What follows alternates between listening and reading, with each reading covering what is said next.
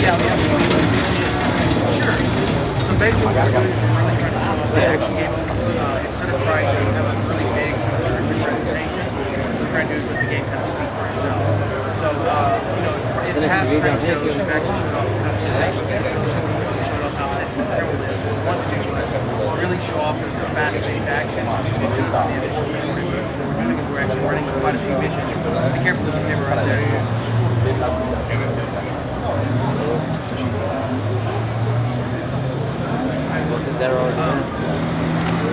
So basically what we have going on right now is we have 4 enforcers that are running missions for contact. And they're being, right now they're in the middle of a kind of a fast-paced mission where they're actually fully opposed by the criminals. The big shootout goes on around every single objective. What they're trying to do is capture points before the criminals do.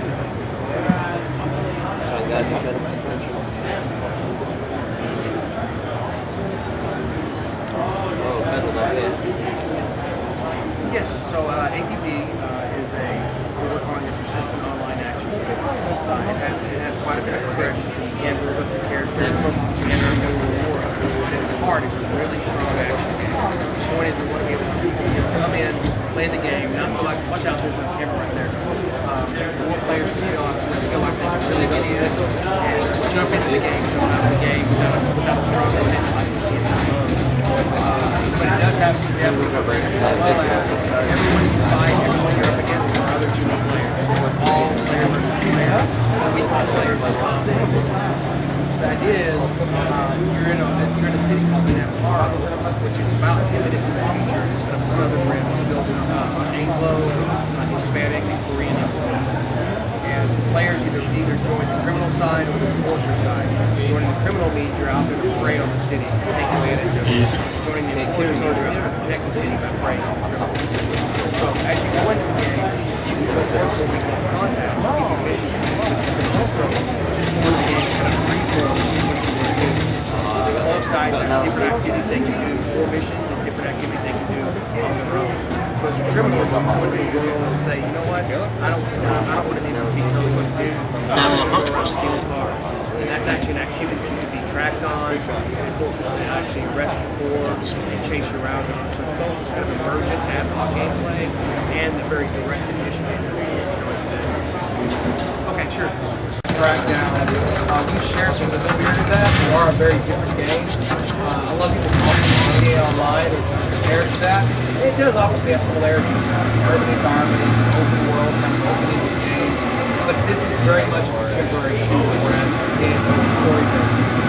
We're really not into heavy narrative. We created a really nice setting for the players to see what they have. But all the missions that you notice there's not very much text on the screen about what's going on. We want to get just enough to really set the context for the action, but it's really not about us telling the story to you as the player. It's about what the players experience. We actually let them capture movies. All the time that you're playing, it's capturing buffering the last 10 seconds of what you've done. So that you can go in and actually capture that, bring it out, and show your own movie. So we really believe in players telling their own story about what they enjoyed about the game, their great experiences, their great defeats, their great victories. And they also, with the customization, can really make interesting movies or cinema as well.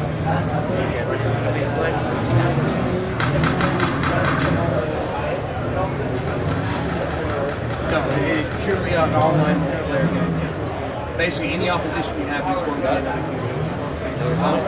Many people call that PvP, but for us it's really different because it is essentially always a player opposition, but it's not free form.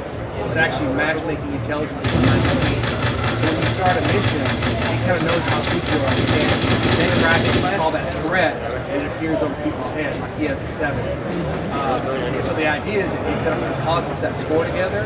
So when it's looking for someone to throw against you as an opponent, it looks at that score in your group and it finds multiple groups or whatever it needs to find to make something that's a compelling match or challenging match. So that may be one group of 4, just like it is right now, or maybe 2 or 3 groups of 4. It's up to 20 versus 20 on each side. It's going to be PC only. We are looking at consoles for later release. The first release is PC only. We're currently in what we call our F&F Alpha. We have a very small group of outside people playing the game. We're hosted in Stockholm. We're hosted in Stockholm right now, but we'll be hosting our beta in Frankfurt. So we're about a month or a month and a half from actually starting our closed beta, which is letting all the public in and actually start really playing the game and experiencing it. We're planning to release Q1 2010. So early next year we're going to release that.